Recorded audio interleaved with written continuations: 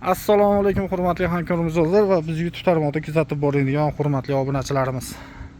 Qubbo Akfa komandasi bugun Angrenda o'z xizmatini olib boryapti. Xo'sh, bizning Instagramda kuzatib boradigan obunachimiz xonadonlariga kelganmiz. Aniqrog'i dachalariga Angren shaharda sal chetroqda shunaqa o'zi uchun dam oladigan bitta dacha qilayotgan ekan. Imini shu yerga общий hisobda 10 ta rom, 2 ta eshik, 3 ta fortishka olib berganmiz. Bo'lmasam bitta narxlari bilan obzorlarni ko'rsatib beraman. Bu yerga o'zi asli 2 ta dachaga kelganmiz.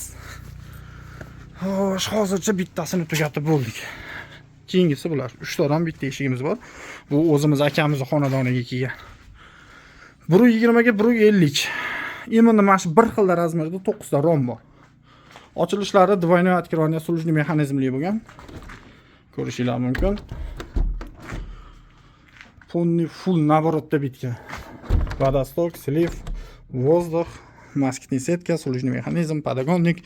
Xullas bitta romga nimaiki kerak bo'lsa hammasi qilib berilgan. Общий summasi 22 million 500 ming so'mga tushdi. Har bir donasini narxi 2 million 600 ming so'mdan yetib kelib o'rnayapti akalar. Aynalari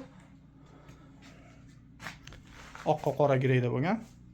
Olib kelib o'rnatilishi, hamma xizmati shu narx ichida bo'ldi. Agar kimga shunaqa xizmatlar kerak bo'lsa, quyidagi raqamlarga bemalol aloqaga chiqishingiz mumkin. Qo'ldan kelgancha chiroyli qilib beramiz. Joninglar sog' bo'lsin, salomat bo'linglar.